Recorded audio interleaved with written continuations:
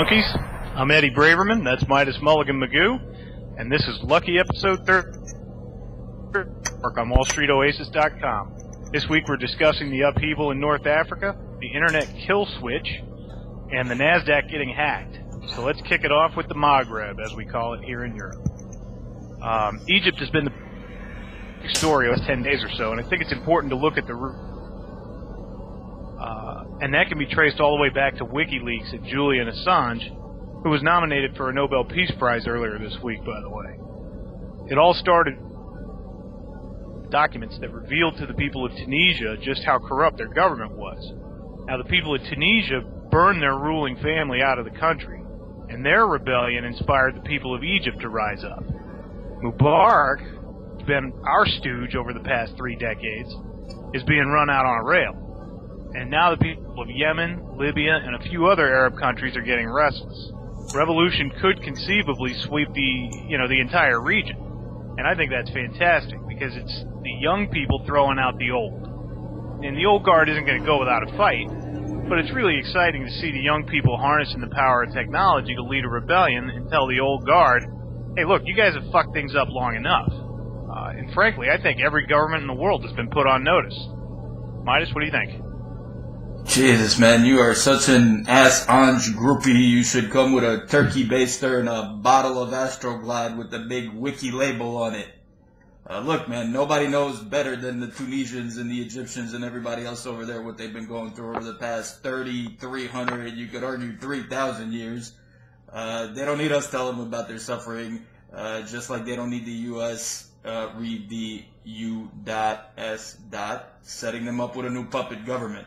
The reality is that all of the political uprisings that we've had over the past 20 years or so in Eastern Europe and the Middle East have been largely directed by and linked to Langley. So until I see a reason to believe otherwise, I'm going to have a hard time believing that this is anything different. So I'm reserving judgment until we see who comes out on top.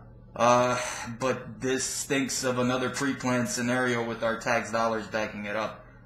As far as call it the hopeful anarchist in me. Yeah, I understand. I know it's got Langley's fingerprints all over it, but everything over there does. I'm just, for once, I'm hoping. I just don't want to be a total cynic about it and think that maybe there's some hope. Hey, that's what I'm here for, baby. Listen, Mubarak's gone, but as it looks right now, it looks as though his regime is still going to stay in control. So until I see something happen that gives me a reason to believe in something better, I'm going to stick to my guns. The notion of changing anything in this part of the world is fantastic, but the fact that it hasn't changed in about, the last 10 centuries or so, I'm not so excited about it this time around. So I actually see this event benefiting the Wahhabists in the area more than anybody. I know that's a pretty cynical way to approach it, but that's just my take on it. So hopefully in this case I'm completely wrong and you're right.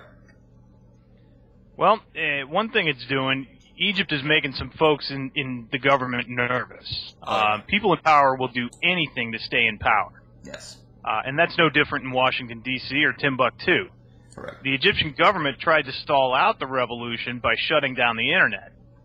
Luckily, hackers found workarounds like Tor and a few others. Much closer to home, Republican Senator Susan Collins is introducing legislation for the United States' very own internet kill switch. She's selling it under the guise of national security, claiming that the president needs the ability to shut down the internet if we're ever under cyber attack. Right. My ass. We need to develop a parallel internet completely out of the reach of any government. I know there are efforts underway right now to do that very thing, but the human race needs this technology yesterday. The internet and the free flow of information are the only ways to keep government in check. What do you think? Man, I'm all over this one. Actually, a buddy of mine is in the cloud computing game, and he told me about how the Feds shut down Pirate Bay, and it's been pretty much done under the radar.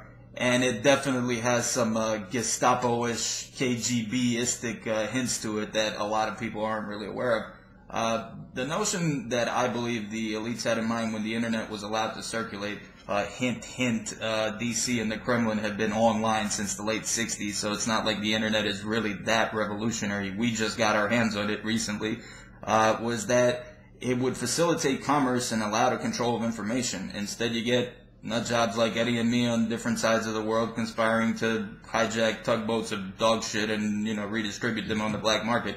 So I definitely agree that the internet's crucial to keeping the power of God out of the hands of government.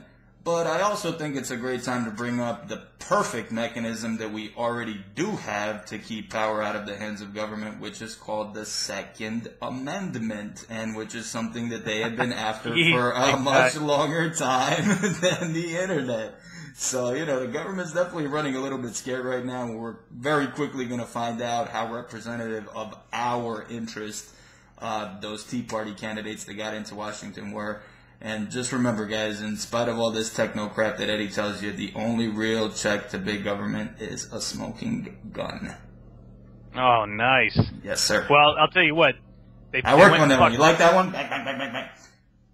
Because they went and shut down the sites that enable me to watch the Super Bowl. So Uncle Eddie got no Super Bowl tonight. A broadcast that's free for anyone with rabbit ears on their television, and yet I can't watch it for some reason. So anyway, how about we talk about something financial? Our very own NASDAQ announced that they've been penetrated by hackers. The OMX in New York was breached, and this is a very, very big deal. The security of electronic stock markets is considered on par with air traffic control by the government. So I know that this is a big wake-up call for those guys. Imagine what someone could do with access to the backbone of that system. The FBI and the Secret Service are working with the NASDAQ to suss out any potential damage or further threats, and details are coming out now almost on an hourly basis. It looks like the hackers gained access to the OMX Directors Portal, which is where the directors of Fortune 500 companies go to upload their quarterly financial data before it gets released. And now it's looking like the hackers may have had access to it for the past year. Unbelievable. What do you think? I think machines ain't that smart, and anything man-built can be taken apart. If a computer system is built, no matter what the level of sophistication is, it can be breached. It's very, very simple. I think this brings up a much larger philosophical point that we don't have time for today, but it's man's further trip away from himself, away from faith, away from community, and this is what's kind of bringing us closer to this edge that feels really close by. I mean, this is about so much more than the NASDAQ. Every new generation bases its sense of self-worth on what they create. And I think that the self-professed geniuses, who in my mind are the ultimate idiots of our current techno-boom era, think that these machines will make us a better world. And events like this are showing the opposite. Guys often ask me about HFT, the future of prop, and so forth. The bottom line is, if you want fluid, liquid markets, you need investor confidence. You need people to feel comfortable investing. You need the little guy. You always need the little guy. And Wall Street has not only forgotten the little guy, but now we're taking pride in fucking the little guy. With the second catastrophic, monumental, black swan type event of just the last 7 months, we're still not going to learn anything from this. I mean, look at this as like the 10-year holding penalty attached to the when will small investors get back into market activity discussion. This is just making things a whole lot worse, and it should give a lot of us a reason to reevaluate our thinking. Look at it as another reason why I would like to see open outcry back. Look at it another reason why mechanization is really not a good thing for markets. As shady of a guy as you might be, Eddie, I'd rather give you my money to play with than some motorized database, because, to harken back on my previous point, if you fuck me, I can find you and blow your head off. This sort of setup gives absolutely no recourse to anybody who doesn't have billions and trillions of dollars in play, and it's just going to make people walk away. This is why I don't like machines, government, and an inbred financial system running this system and running my life, basically. So I think it's an interesting point, man, because when I got into this business, there were no machines. I mean, basically, if you could see the computers we worked on back then, it was ridiculous. You had to pound the space bar to get them to refresh. Right. But that was a very real part of doing business, was knowing that whoever you're talking to on the other side of the phone is an actual person who, could come hunt you down and punch you in the face if you fuck them. And, I mean, that is just, I don't know, maybe I'm just being nostalgic, but, I mean, that was a real component of doing business back then that I don't think exists to a great degree today.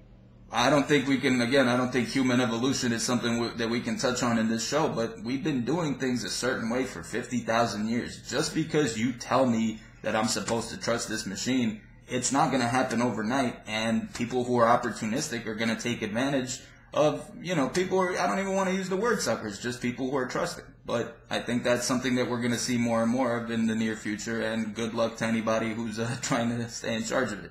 So, moving on. Let's get to this week's reads, and I actually have a great book that ties into this whole thing called Confidence Game, how hedge fund manager Bill Ackman called Wall Street's bluff.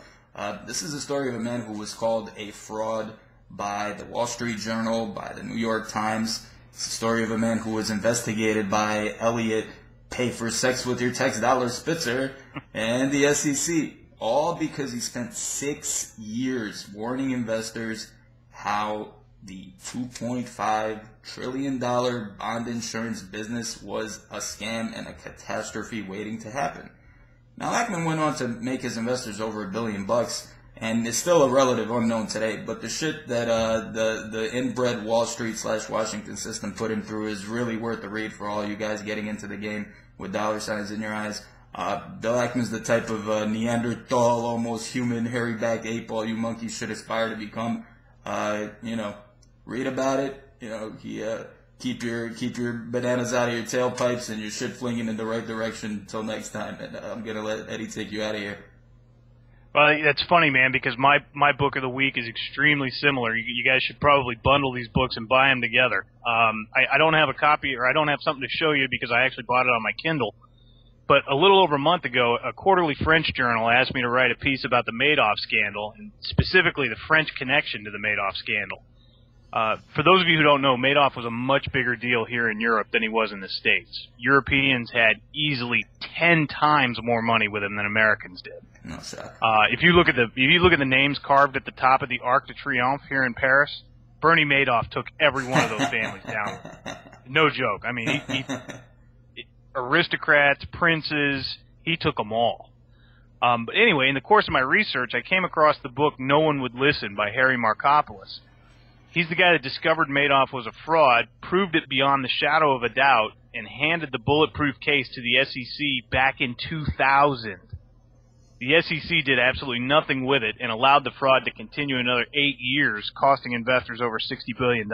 Big shot. And the book is an absolute page-turner. Markopolos is just a quant who was asked to create an algorithm to compete with Madoff, which obviously couldn't be done because a real trading system can't compete with a fraud. It's really fascinating stuff, and you'll be blown away at how easy it was for Madoff to perpetrate this fraud for 20 years without getting caught. Yeah. That's all I've got this week, guys. Thanks for watching Not Safe for Work on WallStreetOasis.com, and have a great week. We'll see you next week, monkeys.